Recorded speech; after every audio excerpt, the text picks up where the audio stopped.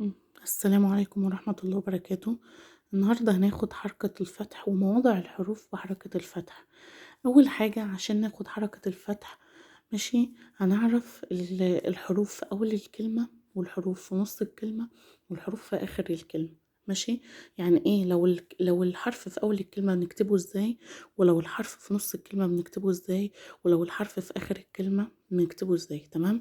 هنيجي هنا الحرف الألف في أول الكلمة بنكتبه كده، وفي نُص الكلمة بنكتبه كده، وفي آخر الكلمة بنكتبه كده.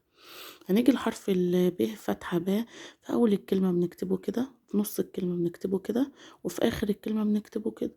هنيجي لحرف فتحة ت، في أول الكلمة بنكتبه كده، ونُص الكلمة كذلك بنكتبه كده، فتحة ت في آخر الكلمة بنكتبه كده، ماشي.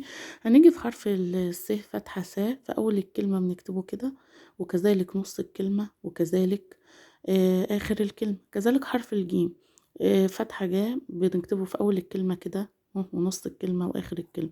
حرف الحاء برضك في أول الكلمة فتحة ح، في أول الكلمة بنكتبه كده، وفي نص الكلمة بنكتبه كده، وفي آخر الكلمة بنكتبه كده. حرف الخاء برضك في أول الكلمة يعتبر حرف الحاء والخاء والجيم بيتكتبوا زي بعض في أول الكلمة زي في آخر، باختلاف النقط طبعا.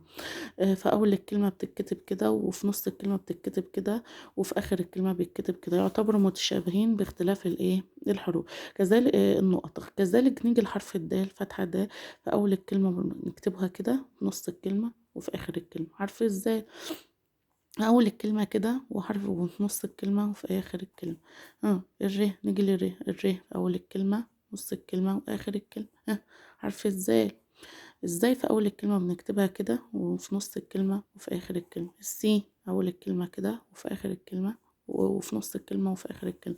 حرف الشين بردك في أول الكلمة اهو، وفي نص الكلمة وآخر الكلمة. الصاد أول الكلمة، نص الكلمة، آخر الكلمة.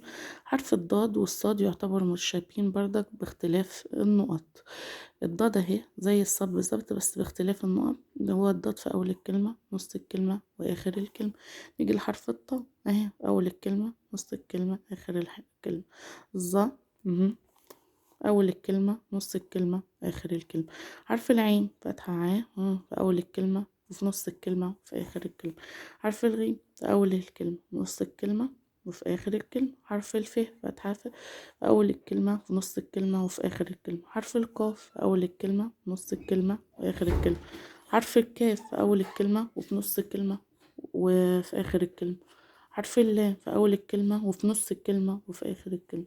حرف الميم في أول الكلمة، في نص الكلمة وفي آخر الكلمة. كذلك حرف النون أول الكلمة، نص الكلمة وآخر الكلمة. حرف اله في أول الكلمة، ونص الكلمة وفي آخر الكلمة. كذلك حرف الواو، واو فتحة في أول الكلمة، في نص الكلمة وآخر الكلمة.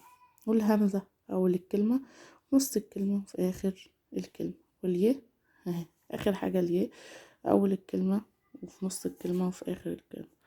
يبقى دي مواضع الحروف. يا ريت لو عجبكم الفيديو ما تنسوش تعملوا لايك واشتراك عشان يوصل لكم كل جديد، وتفعلوا زر الجرس. شكرا والسلام عليكم ورحمة الله وبركاته.